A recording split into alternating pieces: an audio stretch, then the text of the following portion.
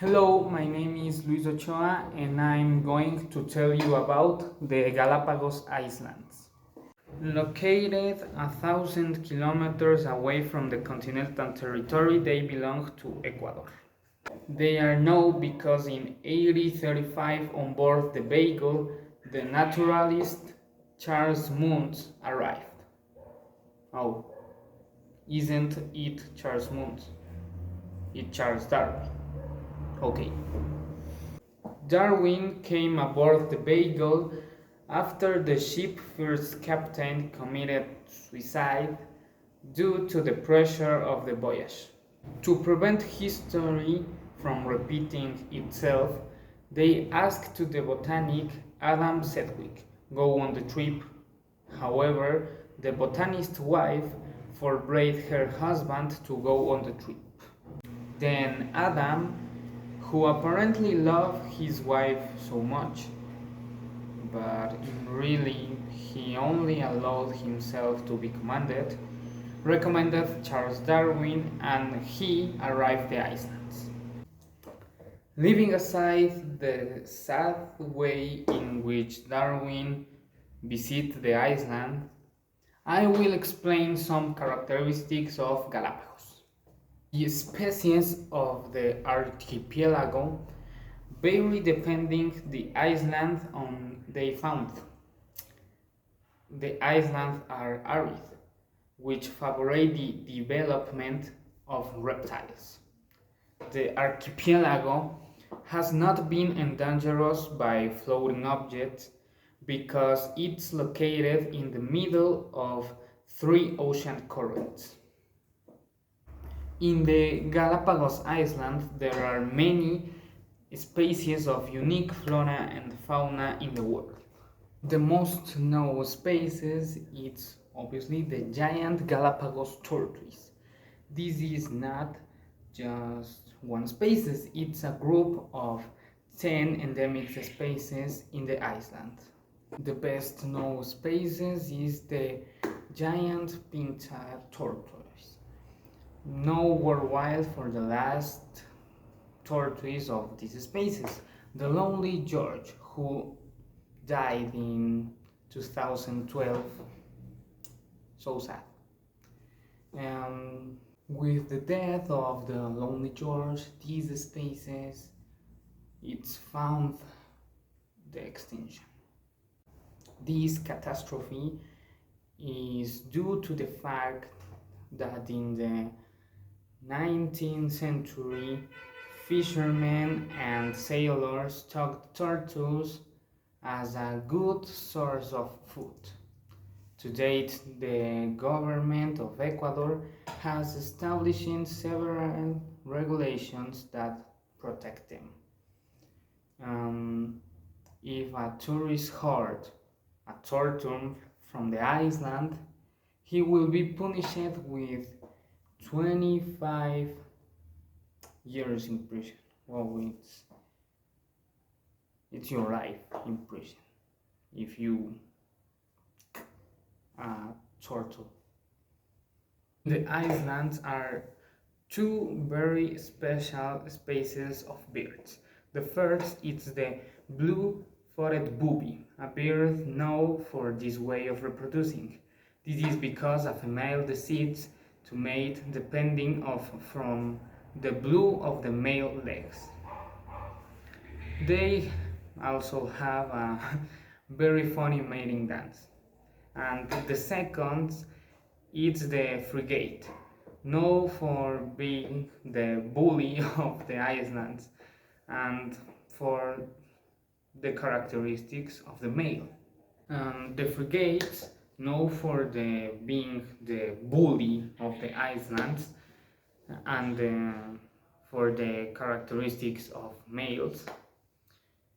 Frigates have a curious way of feeding, and that is when a small bird feeds by fishing.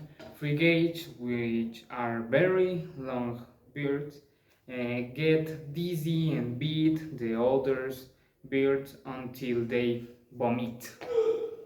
We can imagine what do they later. In addition, the male of these species known for his huge red chest, which can be inflated to impress the females, until another male arrives and inflates even more. It seems that they are going to explode in any moment. It's so cool. Sea lions are also well-known species of the islands. The so-called Galápagos sea lions are carnivorous species that only inhabit the Galápagos Islands. After Cobos exploited both them and the island resources, he began to behave like a true emperor, and the island of San Cristobal had its own currency and even laws, despite being subject to Ecuadorian territory. On the flora side, we impressive plants such as the endemic daisy, a flower that it's found grows in areas of lava and ash. Imagine how a flower can grow in ash and you are allergic to a little dust.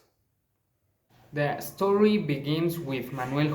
Cobos, a man who between 1878 and 1904 was known as the Emperor of San Cristobal.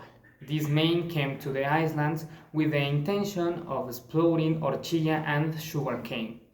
Over time, Cobos Islands was bringing workers to this farm because natural resources are not explained alone. But it ran the rumor that several of these workers were exploited and were even taken to the island against their will.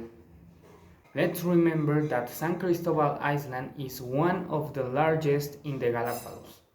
Therefore, it's easy to live here. The species that interest us is the fur sea lion. For a long time, they were close to the extinction for their double skin. Some people hunt them to make cuts. In 1904, workers of Cobos rebelled against him and he was murdered. After this type of accident, the islands were not occupied for a long time.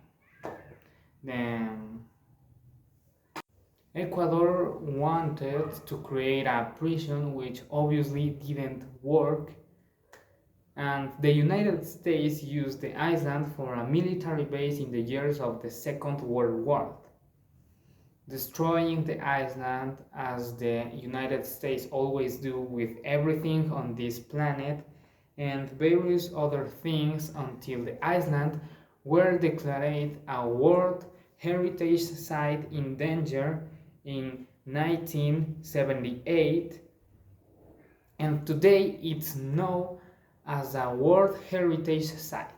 Yes, it's no longer in danger.